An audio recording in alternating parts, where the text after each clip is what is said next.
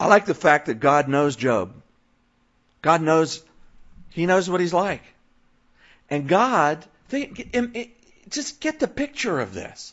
You got all the angels. I mean, there's lots of them. Maybe it's just like the head angels. It doesn't say exactly which angels are here. It just came time for the sons of God. Maybe it was just like the generals, or the CEOs or something. I don't know. But they all come together. And what's God doing?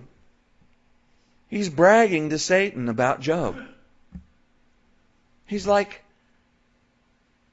a dad going, oh yeah, you see my kid down there? You see how good they're doing? Let me show you some pictures. Let me show you some videos. Come to my house, I got home movies. 12, 15, 20 hours. Let me show them to you. Let me tell you what my kid did. Let me tell you. That's what God's doing. Hey, you seen Job? I think that's what God's doing about you today. Satan comes accusing the brethren day and night. And I think the Lord's going, oh, no, they're clothed with the righteousness of Christ. And have you seen what I have brought about in them and through them? Awesome. Yeah, they're not perfect. That's okay, but I got that covered. That's what God's doing. So, what happens to poor Job? Well, verse 13. There was a day when his sons and daughters were eating and drinking wine in their oldest brother's house. And a messenger came to Job and said, the oxen were plowing and the donkeys feeding beside them, and when the Sabaeans raided them and took them away, indeed, they've killed the servants with the edge of the sword, and I alone have escaped to tell you. And while he was still speaking, another also came and said, the fire of God fell from heaven and burned up the sheep and the servants and consumed them, and I alone have escaped to tell you. And while he was still speaking, another also came and said, the Chaldeans formed 3 bands, raided the camels and took them away, yes, and killed the servants with the edge of the sword, and I alone have escaped to tell you. And while he was still speaking, another also came and said, your sons and daughters were eating and drinking wine in their oldest brother's house. And suddenly a great wind came from across the wilderness, struck the 4 corners of the house, and it fell on the young people, and they're dead. And I alone have escaped to tell you. And then Job arose, tore his robe, shaved his head, and he fell to the ground and worshipped. And he said, naked I came from my mother's womb, and naked shall I return there. The Lord gave, the Lord has taken away. Blessed be the name of the Lord. And in all this Job did not sin, nor charge God with wrong. Whoa. Man, this is one righteous dude. He's lost everything he owns. He's lost his children. Take away everything I own, but don't touch my kids. That's where I would be. And here he's lost everything he owns and all his kids. And what does he do? He falls down and worships.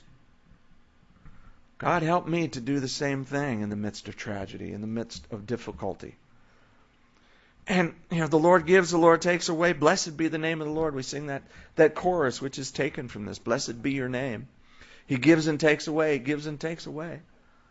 This is a verse that is often quoted at funerals. Naked I came from my mother's womb. Naked I shall return there. The Lord gives, the Lord takes away. Blessed be the name of the Lord. Wow. Job didn't sin, and he didn't charge God with wrong. God, where were you? God, why did you let this happen? God, you should have been there. Why didn't you protect them? Wow, this guy's way beyond me. No wonder God was bragging about him.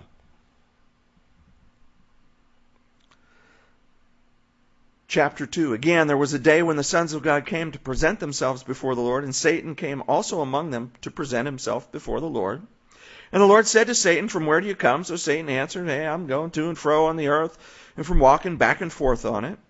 And the Lord said to Satan, have you considered my servant Job, that there's none like him on the earth, blameless, upright, fears God, shuns evil, and he still holds fast to his integrity, although you incited me against him to destroy him without good reason. So Satan answered the Lord and said, skin for skin. Yeah, all that a man has he'll give for his life.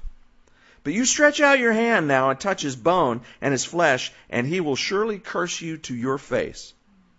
And the Lord said to Satan, behold, he's in your hand, but spare his life.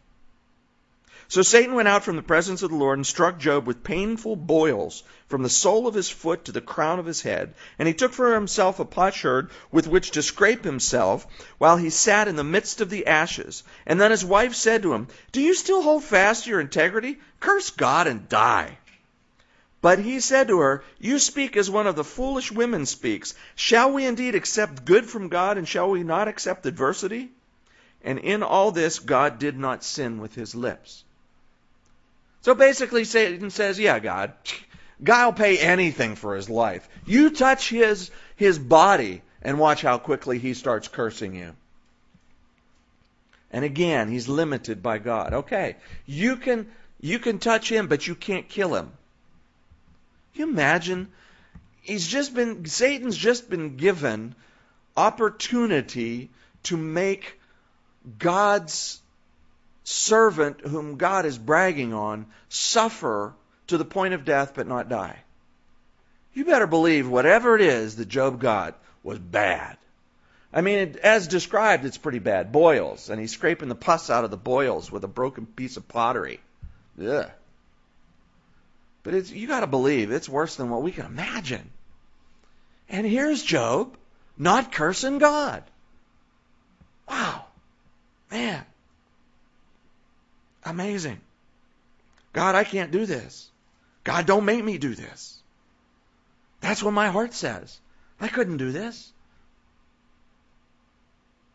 By the Spirit of God, I could, and so could you. In the same way that for hundreds of years of the early church, everyday people like you and I stood before torturers, stood before executioners, and would not deny Christ. So forcefully that there are stories of executioners getting saved because of the testimony of those they were about to execute. Wow. They were just like you or I. James says it this way: Elijah was a man just like you and me, and yet when he prayed, it didn't rain for 3 years. He prayed again, and it rained. Now that doesn't mean Elijah didn't pray for 3 years. He's praying about the rain.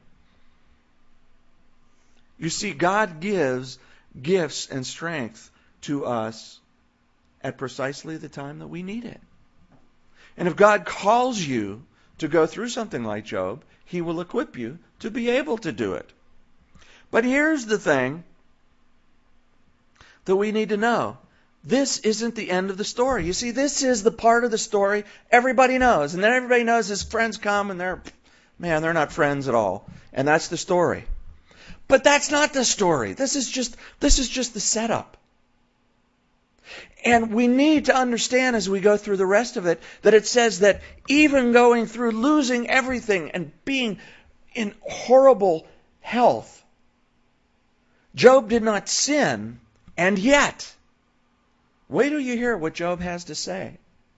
Because you see, I believe that certainly by faith, prior to some situation coming upon us, we would say, well, yeah, Lord gives, the Lord takes away. Blessed be the name of the Lord. I'll sing it for you, all 2 verses.